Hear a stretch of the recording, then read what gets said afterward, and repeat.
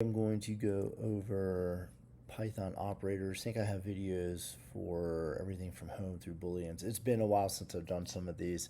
I've had a couple of things going on, so personally, I have gotten through a lot of the information in here, so I should be able to run through and get some of these videos pretty easily. And as far as yeah, especially when you get to matplotlib, that stuff's very exciting. Machine learning.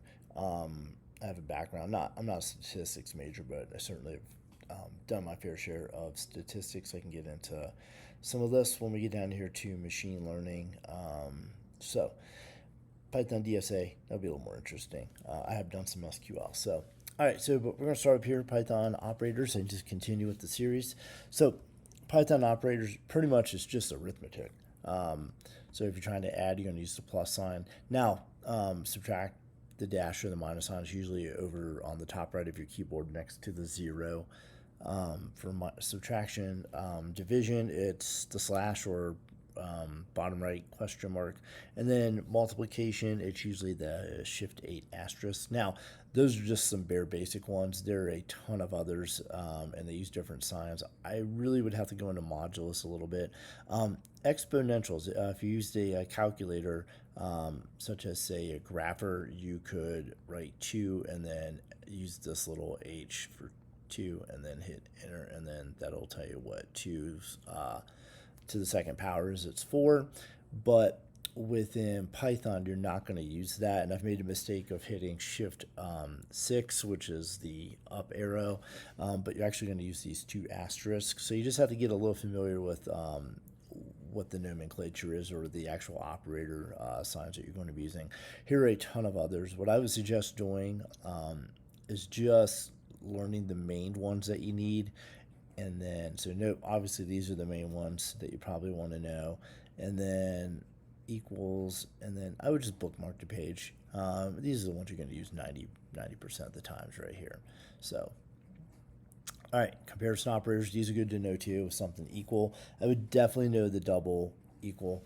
So it's not just one, it's a double. And then if it's not equal, exclamation point equal, and then these are pretty straightforward. You learned these in grade school. Greater than, less than, greater than or equal to, less than or equal to. Gotcha. Logical operators, so and or not. So this and this. I haven't used a lot of the bitwise, but these are some examples. Precedence. So I'm not sure if you're going back to grade school, you probably heard of something called PEMDAS, parentheses, exponents, multiplication, division, addition, subtraction.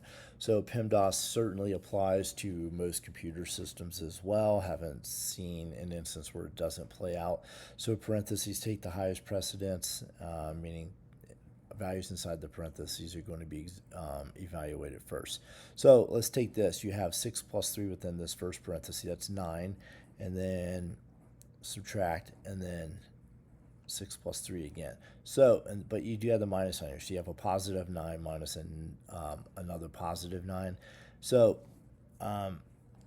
basically, if you have a negative and a positive, it'll just keep this main sign right here, which is a negative. So 0. All right. Since it was 9 minus 9. All right, so now you do have a parenthesis here, but let's remember the order of operations. Parentheses, and then exponents, which we don't have, and then multiplication. So it should take 5 times 3 first, which is 15. Division, we don't have it, and then addition, subtraction. So this should be 115. There we go. So, yep, so just turning back the clock to 7th grade math there for a second. All right, parentheses, again, exponentation, that's going to be the double asterisk. So these are some basic ones. Again, just bookmark them. A lot of the stuff you've already learned at some point. And even if you don't have it 100% retained, just know you can get a quick refresher on it. All right, so let's run through here, and then we'll do a couple of quick examples, and then that'll be it for operators. Pretty easy little exercise here. All right, x equals 3, and then x plus 3. Now, again, not super familiar with that, so if I need to go back and look at that, then I will do that. So print x. So we know x equals 5, so this is one where I probably want to come back and do a quick look. All right. see if I can find it. Okay. So for this one, assignment operators are used to assign values to variables, and then x plus 3. So I'm just going to go ahead and hit try it. So x equals 5. So we're already saying x equals 5, and then here we're saying x plus equals 3. You're actually just combining x and then plus or equals 3. So the terminology behind it, I probably need to run over that a little bit more, but it looks like the main answer for this one's going to be 8. So it's just adding the 3 onto that total. Okay, again, pretty easy. Exercises. Yeah, so I've already done the exercises for this. So let's just go through. I'll show you a couple of basic ones. Now, I like W3 Schools, and they have a really nice compiler if you want to use that. So I can write y equals 10x equals 9, and then we'll just go z equals y minus x. I do want that to be a 9. All right, and then print, which is in lowercase, z 10 minus 9, so it should be 10 minus 9. It should be 1 for my answer over here.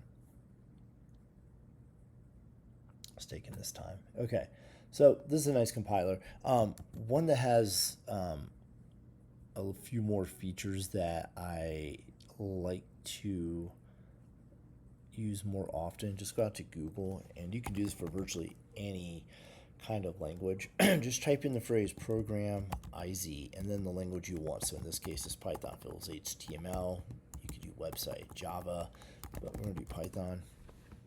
Bring up this Python compiler. I think this one has some slightly more functionality. It's not as much as what you could get if you just download it. Anaconda or some other Python compilers, but this one's a really solid one for free. And I just feel like when you get into some of the deeper libraries with Python, libraries basically being just expanded things that can help you do some more extensive things within Python, you're able to at least bring those into this platform a little easier than W3 Schools. But I do like W3 Schools for just getting the train up on it. So here we have y equals 10 again. I'll even switch that up. We'll, you know what? I'm going to switch these around. Should give me a negative answer this time. We're going to do x minus y this time. It's going to be just case sensitive. X minus y 10 minus 9. No, it's still going to be 1. I'm just switching it around. Yeah. Actually, you know what? We'll just do 9 minus. Should give me negative 1. All right. Hit run, print z. There we go, negative 1. All right, so pretty simple. Operators are super easy within Python. This is a super easy lesson to get through. So, all right, if you have any questions, feel free to let me know. All right, thanks. Bye.